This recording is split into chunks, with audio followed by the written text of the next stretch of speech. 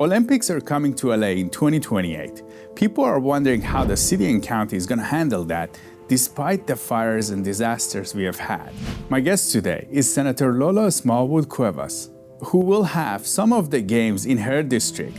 She's here to tell us how much Olympics can impact the Los Angeles city and county and the surrounding areas. She's also here to tell us how they're impacted by the fires and what needs to be done for LA to rebuild fast. I'm Siam Karami. Welcome to California Insider. Lola, it's great to have you on. Welcome. Thank you so much for inviting me. You know, we have something big happening in LA. Despite the disaster we've had, there is another big thing that's coming up, which is the Olympics. That's right. And the World Cup. That's right. People are wondering what's going to happen. And this is going to be costly in your district, right? And can you tell us what's happening with the World Cup and Olympic despite the challenges we are facing in LA? Well, Los Angeles is strong, and we've been hit with the unprecedented situation of the fires. But our communities are coming together to fight that, from Los Angeles to Altadena to the Palisades, all over the state. Folks are weighing in to ensure that we address the needs of those survivors and we rebuild collectively and better. But at the same time, the world is coming to our backyard. We are going to be hosting the World Cup in 2026. We will have the Olympics here in 2028, and my district, the mighty 28th, is Mar Vista, Culver City on the west. We represent all of South Central Los Angeles to the Inglewood border, and all the way east to Vernon with LA Live, our downtown entertainment and commercial center right in the heart of this district. So the 28th is really going to be one of the key hosts for the Olympics. And I want to say our mayor Mayor Bass has made this a priority from the very beginning. We saw her in Paris. We saw her meeting with all of the Olympic committee members who were involved in putting that successful Olympics together. She hosted an event at the mayor's mansion not too long ago, of course, before the wildfires, that brought the Parisian Olympic Committee delegation to meet with all of the LA County leaders, as well as key city and county agencies that will host this Olympics, to learn what are the lessons learned, what are the things that they put in place, what are the things that we need to look out for, and how do we begin to build a successful Olympics that doesn't just host the games, but also showcases the amazing cultural, entertainment, intellectual, climate resilient beauty of this region, so that we could build long-term relationships with these communities, not just the Disneyland and those traditional places where folks come and visit around the globe, but places like our South Central Los Angeles Cultural District, our Hollywood and filming businesses and workers. So, I think the mayor and her team, and certainly Mr. Krikorian and others that she is putting in charge of this work, understand the task, had understood it.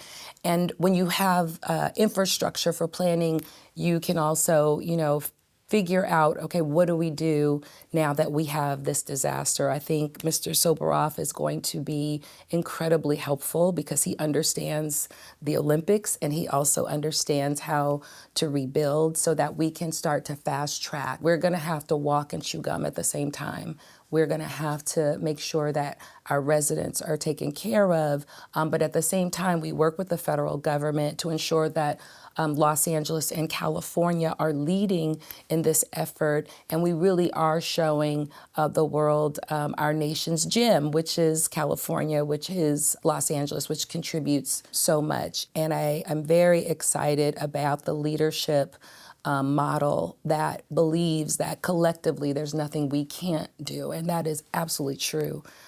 For Los Angeles, we have the commitment of our governor and the state to support these games. There are 3 working committees, one in our House on the California Senate, in the Assembly, as well as a table that the mayor has convened and has built and is building with the LA 28 folks. I say that we should be very optimistic about what can happen. And it was great to hear the president say that this is going to be one of the bright spots and one of the highlights of the nation of America to put this Olympics on. And we certainly are going to do the work to make that so. Now, is there going to be a lot of development in your district? Are you guys going to build stadium? Well, the amazing thing is we have hosted the Olympics before, and we have some incredible venues. One of the things I think we have done very well, if you look at the work that Mayor Butts has done in Inglewood, you look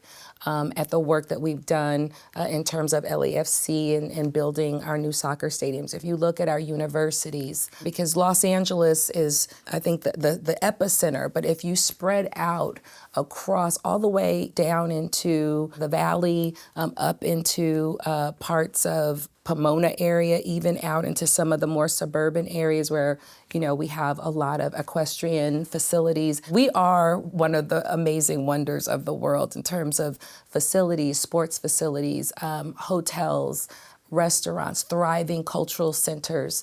So we have what we need to be able to host. And I think we also have learned from other experiences of the past where when you burden communities with building infrastructure for the Olympics, it can be very costly. And I think the vision for this Olympics was to see how do we do it in a way that strengthens our communities and doesn't extract from our communities. So let's look at what we have collectively in the region, and let's build in a public transit center that allows us to be able to move in and out of those centers. And I think that is, on a daily traffic and how we deal with traffic and the environmental challenges of that, but just moving folks around in an efficient and effective way is a challenge, right, for California that we have been trying to work through and build opportunities around. So I'm convinced that we have the right infrastructure and we have some of the most cutting-edge urban planners, transit experts, folks who are looking at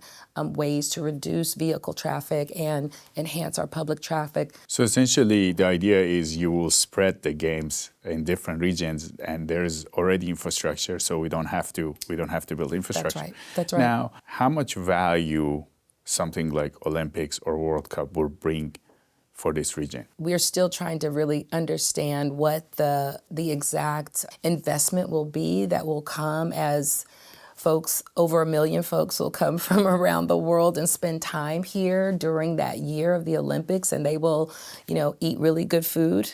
They will watch really great movies and shows. They will drink excellent wine and beer. They will be in our state-of-the-art facilities like SoFi, like our LAFC stadium. So we know that those dollars are going to come into our communities. And we also know that we have to use this opportunity to create good jobs through this process, to provide equitable services that allow all of our communities to thrive. We wouldn't want to see visitors come in and skip over the richness of South Central Los Angeles and not go to the Barbara Morrison Theater and learn about jazz and blues out of Los Angeles, which is in my district. We wouldn't want them to come and not go to Mariachi Square in East LA and have some of the best food in the country in terms of Mexican cuisine. This is about really thinking about how we have folks come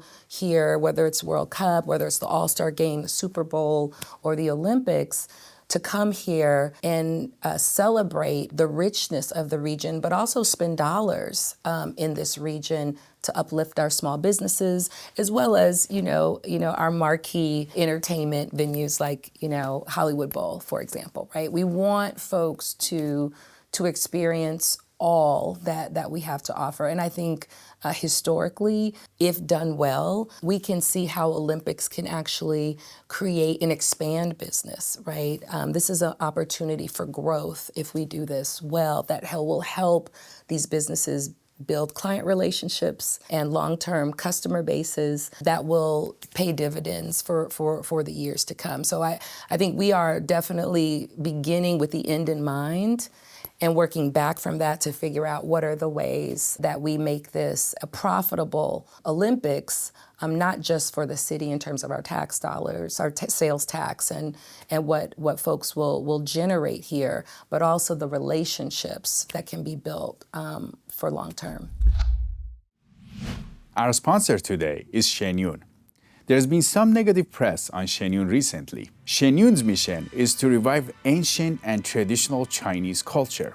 Shen Yun Performance started by a group of Falun Gong practitioners in New York. Falun Gong is a spiritual and religious group which believes in living by truth, compassion, and tolerance, putting others first. The Chinese Communist Party, CCP, has been persecuting it since July of 1999 in China. Since Shen Yun started, CCP has been targeting it in the US and across the globe by playing different kinds of schemes to cancel the shows or impact the performance. The current negative reporting originated from some Chinese social media accounts. And we know that CCP is given a new directive to go after Shen Yun and Falun Gong in the US by turning the public opinion against them. If you hear something negative on Shen Yun, make sure to do your own research and your own due diligence. Despite all of CCP's campaigns against Shen Yun, the show has managed to grow significantly across the world. I highly recommend you go see it. I've been going to it for the last 14 years as they change the performances every year. They're coming back to California. Make sure you go see it. So essentially the idea is people come here for that period, for a month, and then they not only spend the money here, but also we can build relationships with them so that they come back or they do something with LA that will benefit the region. Absolutely. I mean, in my district, we have a growing aerospace business that are doing some really innovative work, working with contractors in multi-sectors. You know, we have Amazon, Sony studios in my district, and they, you know, are producing some of the most cutting edge art, not just film, but also music, and using new technologies and building a new generation of workforce that knows, you know, how to do state-of-the-art filmmaking. In my district, as I mentioned, we have a thriving cultural district. There are over 7,000, for example, Black-owned small businesses in LA County, many of them in my district. The idea is the relationships get built, and there are things that we do that no one else can do. And we can share that information, that relationship, that innovation, that new software or that new filmmaking technique can be something that can build generative, right? Generative business relationships, generative cultural exchange that can last for years to come. This is a global city. When you think about Los Angeles, our proximity to so many gateways through our ports, through our airport, through the multi-sectors that we have here, the very rich cultural identities that are here. We are a global city. And so the globe coming to us, it's like you're finding family, you're finding home, and this is a place where you can do business. Does this happen during Olympics? Usually does a lot of business happens, or do you guys want to make that happen? Oh, absolutely. And how do we host our visitors from different parts of the world? And being very strategic and understanding, you know, what are some of the opportunities of collaboration intentionally? And, you know, what are we exposing and showcasing that helps some of our industries and our communities be spotlighted because we understand who's coming. So certainly if you've been to the Olympics, right? It is fun, it's music, it's, you know, great sportsmanship, and it's about seeing our greatest, our best and brightest compete and win. But that's also, it's a literal term, but it's also figuratively, where are the best and brightest from across the country? And the wonderful thing is, you know, our visitors know what we have to offer. So they're very interested. We recognize the opportunity. And I think our most important opportunity is to figure out how all of California sees this as an opportunity to put our values and our expertise and our innovation on this global stage, but also show that we can care and have compassion and ensure that our hardest hit communities that have gone through a devastating, unprecedented disaster, that we can also provide dignity and rebuild. It is not a pie in the sky. It's not having rose-tinted glasses. We know how difficult and hard this is going to be. As leaders, we hear and see from business owners to high-level elected officials, we understand the gravity, the challenge that we have ahead. But what allows us to reach that goal is that we have a vision for how this will ultimately end up. And that is ending up with us putting on an event that creates long-term opportunity that will help us continue to rebuild and to come back stronger. That vision is becoming very clear, and I'm very excited for the partnerships that will have to come to the table to ensure that California is shown in the strongest, brightest, most compelling light possible in this Olympics.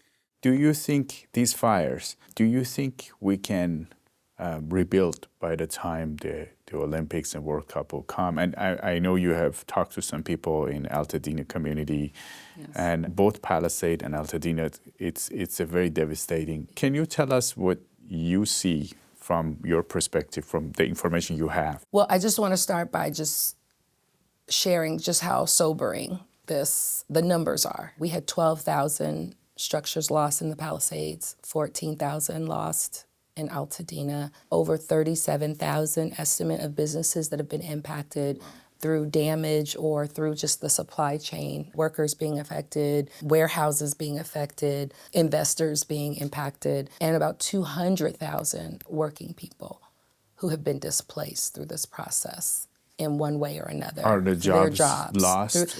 It's through lost jobs, cut hours, stalled services, evacuations. It's a complex set of indicators as to why so many workers have been impacted. And I want to say, in particularly up, and when you think about the Palisades in other communities, the gardeners, the housekeepers, the domestic workers, the nannies, the child care providers, and many of those community members who may not be documented, who don't have access to government assistance and support, are also hurting. And even though my district is about a mile east of Santa Monica, so we are not in the direct danger of the fires, all the evacuees are looking for places to stay, right? And so we are maxed in terms of the access to temporary housing or short-term vacation rentals are already at max in the district. And we have a tremendous amount of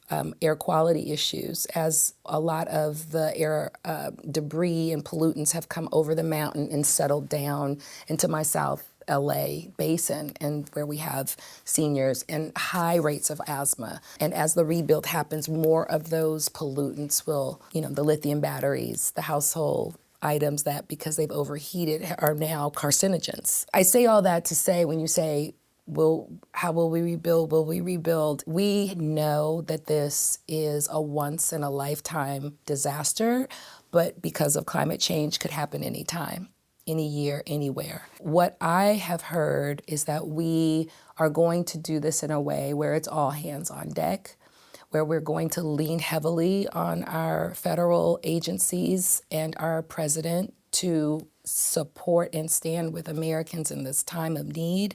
We have to prioritize in the state of California. In the state legislature, we just approved $2.5 billion to come down in the Senate, to come down into our region to be able to deal with cleanup. We want to make sure that residents are able to start to clean up so that we can begin the rebuilding process. We can't rebuild until we clean up and assess the enormity of what we are facing in terms of structure. We have also invested in making sure that in that region, but across our state, that we are trying to do fire mitigation. What can we do to prevent this from happening? Because Santa Ana winds, we know, that's a part of our life here in California, particularly in Southern California. We know we are drier than we've ever been, right? And so what can we do to mitigate that and to safeguard communities? And then, what can we do to help streamline, the process? So we invested in staffing our planning offices, our permit offices at the county, at the city, so that, and this is all of us in the state, investing and making sure that we can staff up so that we can accelerate permitting processes. We can accelerate the things that residents need to be able to start their rebuild process. But as we do this, we know it will take resources. It will take tremendous resources. And California has tremendous resources, but we are going to test ourselves because we're going to have to do more, not just for Altadena and for the Palisades, but to protect all of California. I remember one of the interviews where the fire chief of Altadena was explaining that we would have needed 26,000 firefighters to address this fire on day one if we were going to talk about real containment. Well, we don't have those numbers. We need to look at ways to increase our firefighting capacity, and we have to invest in that.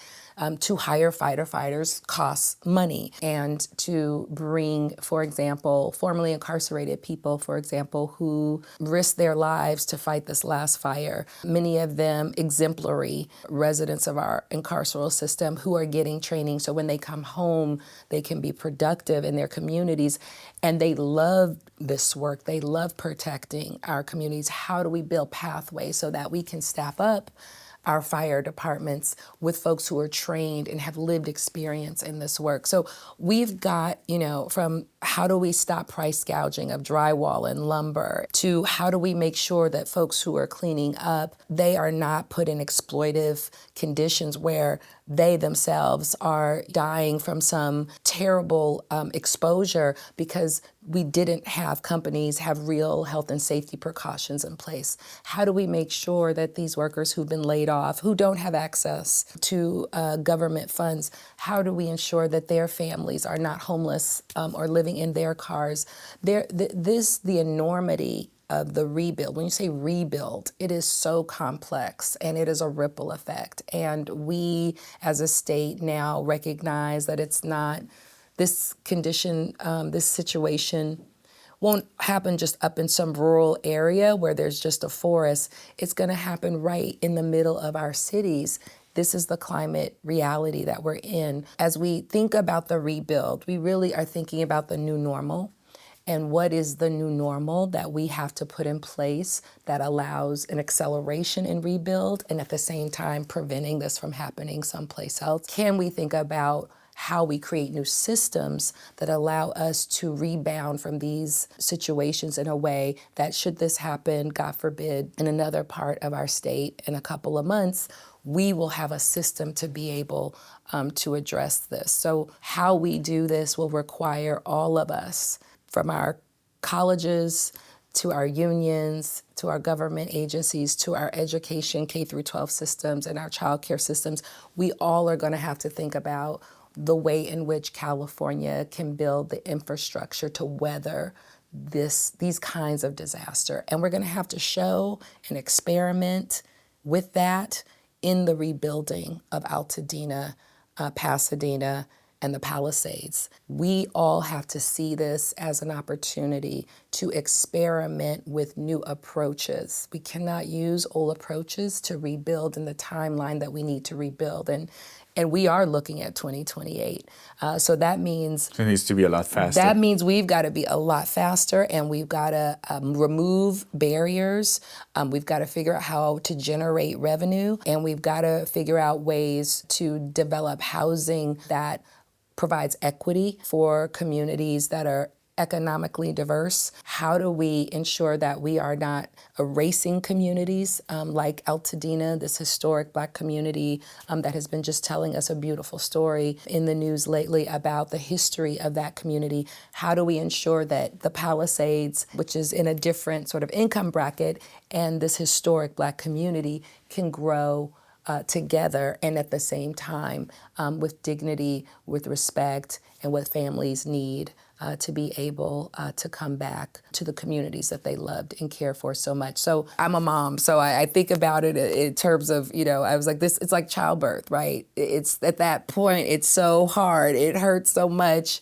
It is so much tension, but this is our breakthrough. And the nation is watching us. The nation is watching us. And so it is incredibly important that California recognizes how we have to do this, and we have to do it together.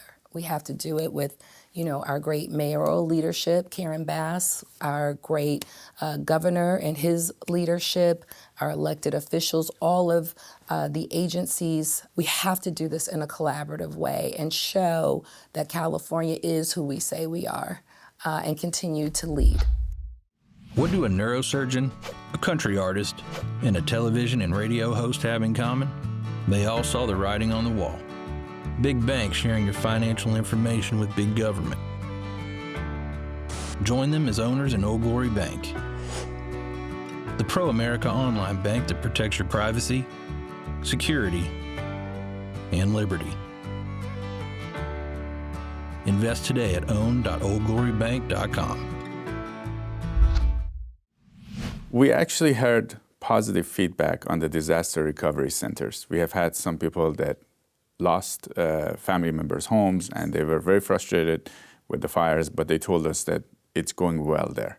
Yes. This is a very organized setup. Absolutely. You mentioned erasing communities. Like, it seems like you're worried about Altadena not coming back. What are your thoughts on that? There's history, and we spoke about this a little bit before we started the interview. There's a history, and we have to know our history. And if we don't know our history, we're bound to repeat it, right? So there is a history in this country that we have to reckon with, we have to face, where we had legalized segregation. We had housing covenants that restricted communities from buying homes. There was a time in Los Angeles where Black people were relegated to one sector, and that was the janitorial sector, in all of the work that existed in LA County. And this is within the lifetime. This is within our grandparents' lifetime. It's not ancient history, it's relatively recent. And so when I think about Altadena, and there were crosses burned on lawns of Black people who moved into that area, but those families continue to be brave. I always say, the home of the free, land of the brave. You have to be brave to be free in this country. And they were brave. They came, they saw an opportunity, they saw the topography, beautiful country, and they said, we can be here and we deserve. And they worked and strived through cross burnings, through redlining, through white flight, people moving out because Black families were moving in, and they built their own LA regional story. They built their own Southern California story through this fight for freedom. There's something to be said about communities where people live and stay and grow in that environment. There's a connection to that city, a love for that community, and how they're gonna invest in that community. And in Altadena, we're now looking at 3 and 4 generations that have been in the same home that their parents fought for and made that kind of commitment, right, to that community. And so for me, we can't let that be erased. That would be a loss for Altadena. Imagine what they think about, protecting open space in Altadena. Think about what they think about having good schools in Altadena.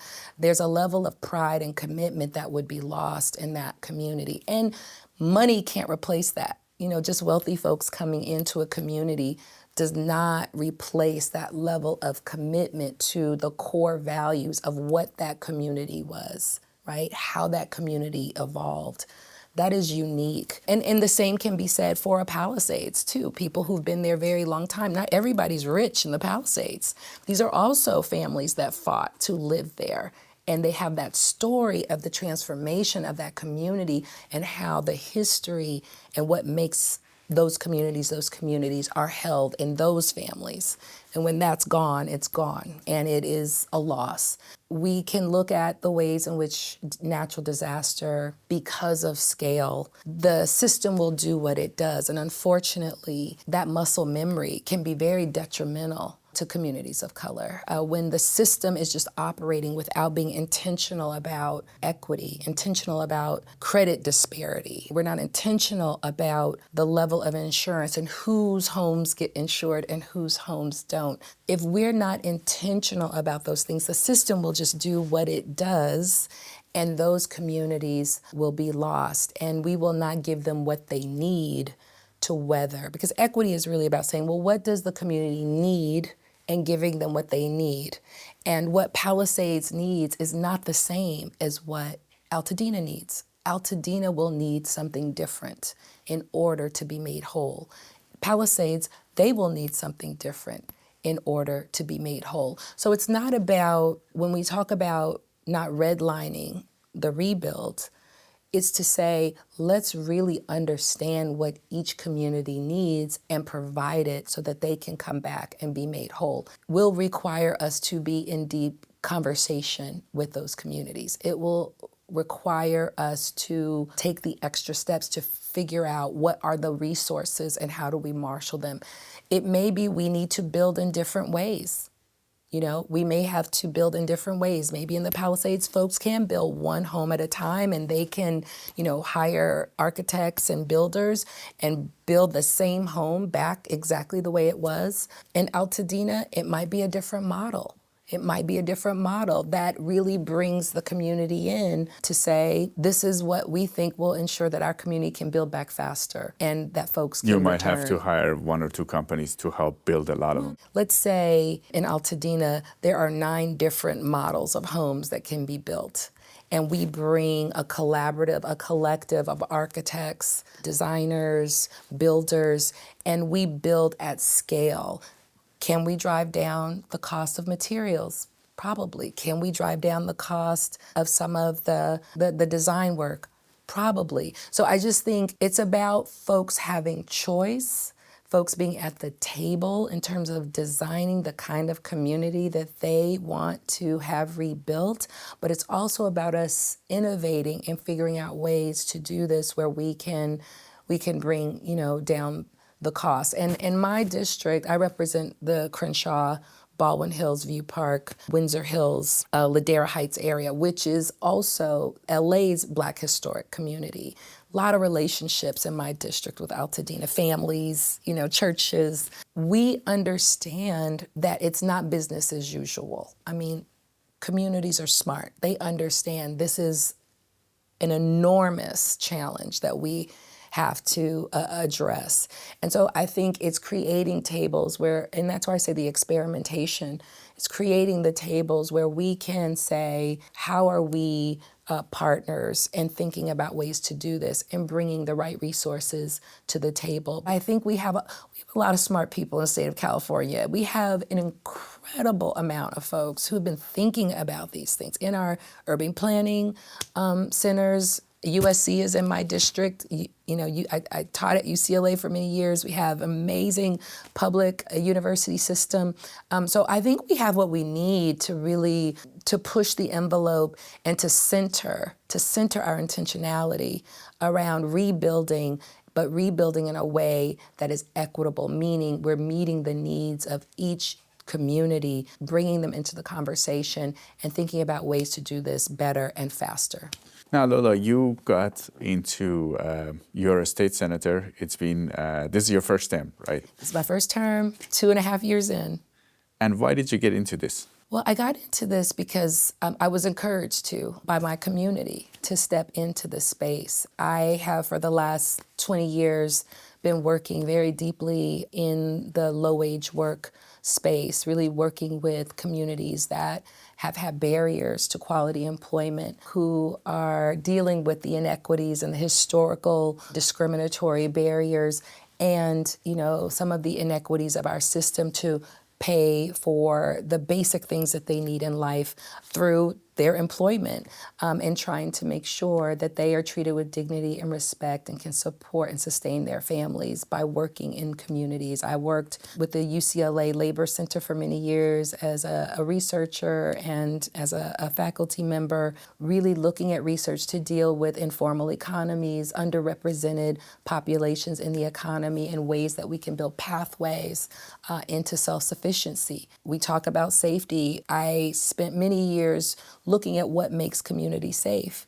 And it's not police. Brentwood is safe because housing security is there, because food security is there, because one job is sufficient to provide generational wealth for families. I come to this knowing that government plays a significant role in ensuring that Californians have in their toolbox the things that they need to be able to build the lives that they want. And underneath that, the foundation is economic security, having good jobs that give them voice, an opportunity to move into quality careers where they earn a fair wage that can sustain their families. I did that as one of the co-founders of the Los Angeles Black Worker Center and was part of a movement to build these worker centers across the country. There are about 17 across the country now, recognized by President Obama, to say, let's bring community, let's bring unions, let's bring employers, let's bring our university systems together and build comprehensive pathways. And I don't like to say the middle class because our middle class is taking a beating. Now it's working families, people who are working all need an opportunity to be able to be self-sufficient and to support their families. We should not have workers who work full-time and have to sleep in their cars. We all have a stake in that. And so my work for many years was working in the grassroots, working alongside of those courageous families who demanded fair opportunity, who demanded to have their rights respected in their workplace, and who fought for many workers to have a fair and living wage. I am chair of the Labor Committee in the California State Senate, and I bring those families with me every day into my work. It grounds me in my work because I understand that if we want to solve public safety issues, if we want to solve food insecurity issues, if we want to solve safety net issues, if we want to solve education, health care, it starts with whether people have a good quality career. If you have that, all of those other issues disappear and you have choice. You have the choice to be able to live the life that you and your family deserve. So I'm committed to fair wages. I was one of the co-authors and supporter of raising the minimum wage for healthcare workers to $25 an hour, raising the minimum wage for fast food workers to $20 an hour, making sure that the right to organize, and for me, the right to organize is simply to say workers have to have a collective table to sit across from management to work to figure out what is the way to retain and sustain the workforce through the job quality. So I support workers in having a voice, which is what a union does. Work very hard to look at ways to protect some of our vulnerable workers from some of the institutional barriers by making sure that there are civil rights protections for all working people to be able to have access to the job that they want and to work in fair ways where they are respected and they can promote, they can have entry to opportunity and not be discriminated against because of the color of their skin or because of how they speak or because of who they love. So for me, work is fundamental. It always has been. And more personally, I grew up with a single mom. My mom, she was 17, she's a teenage mom, and we were a team, and I watched her struggle in this economy. She was a home health aide, so she worked in people's home taking care of the disabled, usually really wealthy white families. She would go in and take care of their loved ones. And I didn't have childcare, so sometimes she'd have to sneak me in because she couldn't afford it while she did this work. She had to choose between parenthood and livelihood all the time. And we should not have our families making those kind of choices. It's not good for our society. It's not good for our future. And so the most important thing we can do is give someone a pathway to self-sufficiency and an opportunity to build skill. My mother now, she did go to school. She joined the Navy. That's how we got to California. She's became a registered nurse. She's retired now. But my life as a home health attendant and my life as a child of an RN, drastically different. We went from cooperative public housing to her owning her own home. That's the difference of what a real career, a good job, a job where you have voice can make the difference. And so for me, that's my commitment. That's my North Star in everything that I do. And I'm working with business because business wants to retain the workforce. We need to retain our workforce. Employers have to provide incentives, particularly as we have Gen Z stepping into the workforce. Very different understanding of what work is. We've got to create a table and a space for workers to be heard and to work with business, to be able to provide the opportunities that help us retain and grow workforce, but also sustain and grow an economically strong California. One sobering statistic that I think says a lot is over 60% of jobs that are being created in our counties over the last 15 years have been low-wage jobs. And then we wonder, well, why are people homeless? We wonder, well, why is it that, we don't have good grocery stores to shop? Well, why are our schools we don't have enough property tax to sustain our schools? Well, when we have created a low-wage base and foundation, then we are going to be dealing with low-wage crisis, and that's what we're in now. So I think it is our job, my job in the state legislature, to sound that alarm and to look holistically at policies, whether it's housing, whether it's education, to eke out quality work opportunities, quality job opportunities, so that we can build a stronger foundation for California, for Los Angeles, for the 28th District. Lola, we have been hearing from some businesses that they don't choose California. They might choose Texas or another area. They think their regulations are too much here and the costs are higher. But we've heard regulation is the number one reason.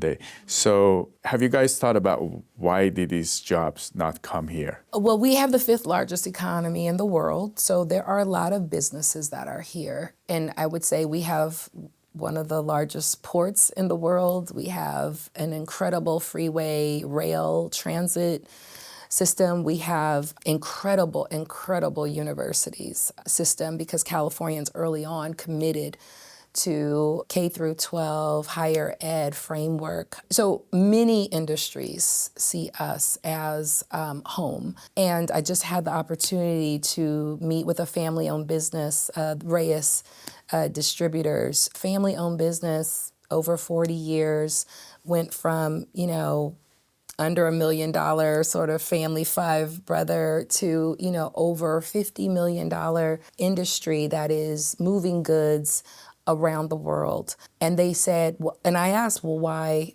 what is the success, that you see in California? And they said, the people, the workers. The workers are innovative, they're productive, but they're committed, and they bring ideas. And it keeps us relevant, and it keeps us changing, and that is what is our success. And also the support, our tax credit systems. When California gets behind you, you've got an amazing partner. I think, do we have regulations? Yes. Why? Because we want clean air. California's beautiful. We want it to remain one of the most beautiful environmental gems of the world. We have regulations, yes, because we want to fund our education system. We want our students, no matter who they are and where they come from, to go at 4 years old to TK and then say, I'm going to go to UCLA and study molecular biology and create the next thing that changes the world and also enriches our state. So I don't apologize for the regulations that California has, because we have those regulations because we take very seriously the protection of our people, the protection of our environment, and investing in our infrastructure. I mentioned we built 23 rail lines, a public transit system in Los Angeles under the leadership of Stephanie Wiggins at Metro, and growing more because we know that is the future. That is going to enhance our ability to compete. So if you want to compete, you got to come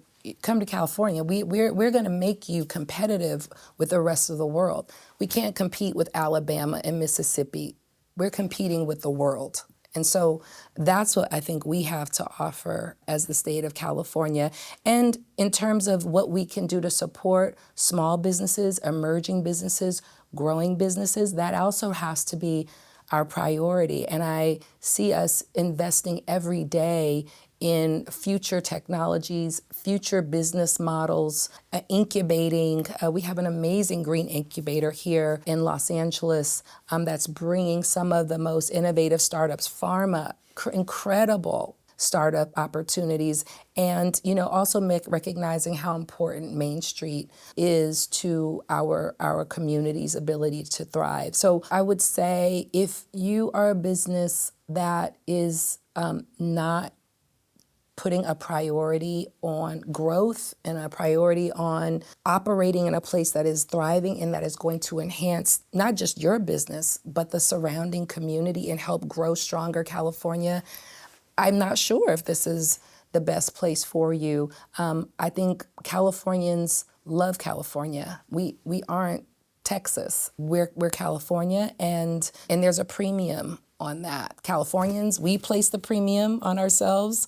As I say, we built that rail through our sales tax dollars. We taxed ourselves for climate change, passing Proposition 4 this year. Californians, we put a premium, and we expect those who want to do business to put a premium on us too. And at the same time, I am a believer in equity. Those businesses that do want to put a premium on California, who do, but they may not have the resources, that's where the conversation is. And we can talk about what it is we can do to support you to be able to be that kind of a business. I think that's where, as a leader of California, I want to make sure that California is going. But if you want to extract, if you want to exploit, if you want to exclude, if you want cheap land, cheap money, and to treat our constituents cheaply, then this might not be the place for you. Lola, you managed to become a state senator, and you mentioned your upbringing. How did your mother and you manage to do that? Because I'm sure she had a big role in. Oh, a tremendous role. As I said, we were a partnership. She had to work so incredibly hard to raise me. For me to be the daughter of a single teenage mom, to be a state senator, incredible sacrifice. And I respect that sacrifice, and I know it was hard. And sometimes we cried together. We did a lot of laughing together, but most importantly, we talked to one another. And she talked to me about how hard you have to work. She talked to me about how you have to stand up and fight for yourself no matter what. She taught me that it is a village. You're going to need people to help you in every place. So you have to build relationships because people are people, and you don't know where that help is going to come from. And so the key is to see that humanity in everyone, even if you don't agree, to see that humanity. And most of all, don't settle. Don't settle for anything that undermines who you are. You are who you are. You're one in a million. And so go out there and do what your spirit is telling you that needs to be done. And I think that is her lesson to me. I saw her live that lesson. I saw her incredible fight and bravery and her determination and persistence against some pretty ugly odds. And she was victorious. And I think learning from that experience, so many of our families, we can do this. We can do this, but we have to be committed to staying with our values, fighting for what we believe in, and making sure that we bring folks with us through their humanity. Senator Lola Smallwood-Cuevas, it was great to have you on California Insider. Thank you so much for having me. So enjoyed the conversation.